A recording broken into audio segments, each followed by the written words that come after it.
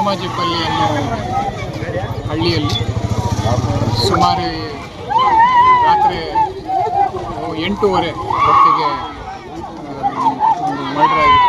ಈ ಮರ್ಡರಲ್ಲಿ ಡಿಸೀಸ್ಡ್ ಬಂದ್ಬಿಟ್ಟು ಮಂಜುನಾಥ್ ಅಂತ, ಅವನಿಗೆ ಮರ್ಡರ್ ಮಾಡಿರೋರು ಬಂದ್ಬಿಟ್ಟು ಇಬ್ಬರು, ಒಬ್ಬ ಶ್ರೀಮೂರ್ತಿ ಅಂತ ಮತ್ತು ಅವನ ಅಣ್ಣನಾದ ಶಂಕರ್ ಅಂತ. ಇವರಿಬ್ಬರು ಬಂದ್ಬಿಟ್ಟು ಇಲ್ಲಿ ಕೂರ್ಗೆಪಲ್ಲಿ ಅವರು.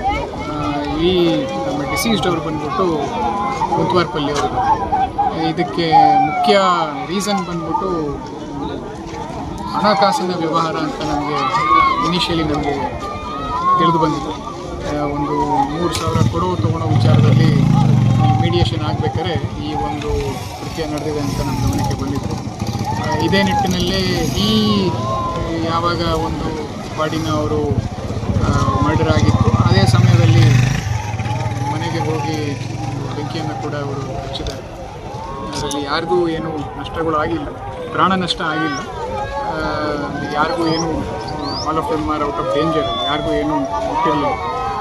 ಈ ವಿಚಾರವಾಗಿ ನಾವು ಅಲ್ಲೂ ಒಂದು ಫೈರನ್ನು ಮಾಡ್ಕೊಂಡು, ಮರ್ಡರ್ದು ಒಂದು ಫೈರನ್ನು ಮಾಡ್ಕೊಂಡು ಇವಾಗ ಈ ಆರೋಪಿನ ಅರೆಸ್ಟ್ ಮಾಡೋದಕ್ಕೆ ನಾವು ಒಂದು 3 ಟೀಮನ್ನು ಮಾಡಿ ಕಳಿಸ್ಕೊಟ್ಟಿದ್ದೀವಿ. ಆದಷ್ಟು ಶೀಘ್ರದಲ್ಲಿ ಅವ್ರನ್ನ ನಾವು ಅರೆಸ್ಟ್ ಮಾಡಬೇಕು.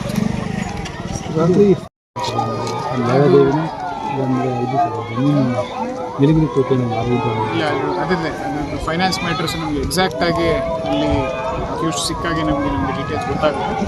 ಬಟ್ ಹಣಕಾಸಿನ ವಿಚಾರ ಅಂತಲೇ ನಮಗೆ ಇನಿಷಿಯಲಿ ಅಲ್ಲಿ ಮಾತಾಡಿದ್ರು ಯಾರು ಐ ವಿಟ್ನೆಸ್ ಇದ್ರು. ಎಸ್, ಅವರು ಮೀಡಿಯೇಷನ್ ಮಾಡ್ತಾಯಿದ್ರು, ಫ್ಯಾಮಿಲಿ ಮೆಂಬರ್ಸ್ಗೋಸ್ಕರ ಮೀಡಿಯೇಷನ್ ಮಾಡಿಸ್ತಾ ಇದ್ರು. ಅದನ್ನು ಪ್ರಶ್ನೆ ಮಾಡೋದಕ್ಕೆ ಅಕ್ಯೂಸ್ ಅವರು ಹೋಗಿ ವಿಚಾರ ಮಾಡ್ತಾರೆ ಈ ಒಂದು ವಿಚಾರ. ಓಕೆ.